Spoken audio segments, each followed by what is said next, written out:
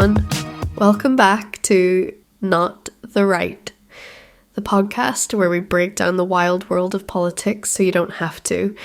I'm Natasha.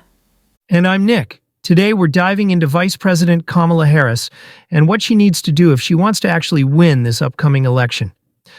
This race is about as close as it gets, and Kamala's got some serious decisions to make. For sure. And you know, Nick, Jonathan Martin over at Politico really broke it down. He talked about Harris being out in Flint, Michigan, speaking to auto workers, trying to hit the right notes on how Trump let 6 auto plants close. She's laying out her plan to invest in the industries that built America: steel, iron, and the auto industry. All of that sounds good on paper. It does. But according to Martin, while she's got the right words, the real melody isn't there. And there's a bigger issue lurking in the background of this election that could flip everything on its head. 1 million voters could be sitting out because of the ongoing crisis in Gaza. That's no small number. And these voters are abstaining because they're furious with the U.S.'s role in what's being seen as a genocide. That's a huge deal, Nick. Those voters could easily swing the election. And here's the thing. If Kamala just came out and said she would put an end to the violence in Gaza, she could win this election without all the complicated political maneuvering. That's a massive opportunity she's not seizing. Absolutely. Right now, Harris is walking a fine line, trying to hold together her coalition, while voters, especially in key battleground states, are growing increasingly disillusioned with her lack of a clear stance on Gaza. It's not just about keeping the status quo. If she made a strong statement against what's happening in Gaza, saying she'd put an end to the violence, she could instantly grab those 1 million voters sitting on the sidelines. Exactly. Instead, she's playing the centrist game, trying to balance everything by bringing Liz Cheney into the fold and talking about compromise and common ground. But think about it, there's this massive chunk of the electorate that's already made up its mind on Trump. They hate him. They're just looking for a reason to fully back Harris. If she says, I'm going to stop the genocide in Gaza, boom, that's all they need. And let's be honest here, this election is about more than just policy or party lines. For many voters, it's about values. The crisis in Gaza is pulling at people's hearts, especially among Arab Americans, Muslims, and a lot of progressives who feel like their voices aren't being heard.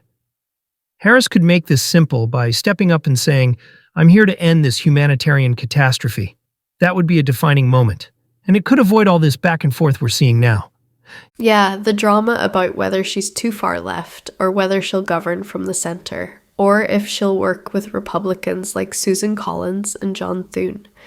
All of that fades into the background if she takes a moral stand on Gaza.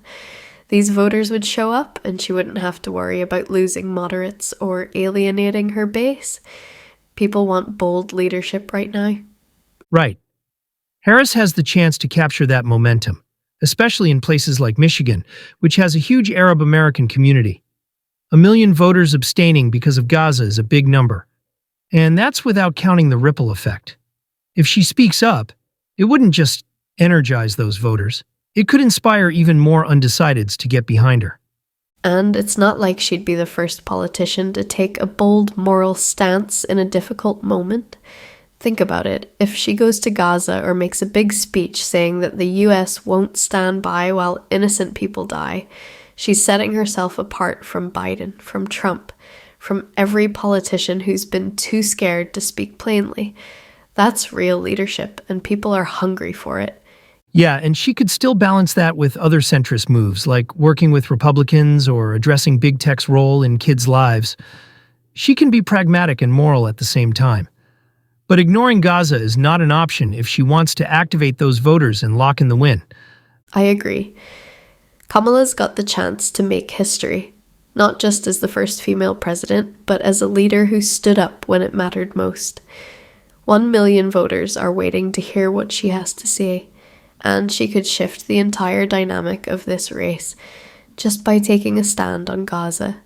She doesn't need to tiptoe around it anymore. Absolutely. If she goes all in and says she'll stop the genocide in Gaza, that could win her this election without all the complicated political games. This isn't about left or right anymore. It's about humanity. And the voters are watching. All right, folks, what do you think? Should Kamala Harris take a stand on Gaza to secure the election? Let us know in the comments, and don't forget to like, subscribe, and hit that notification bell so you don't miss our next episode. We'll see you next time on Not the Right. Take care, everyone.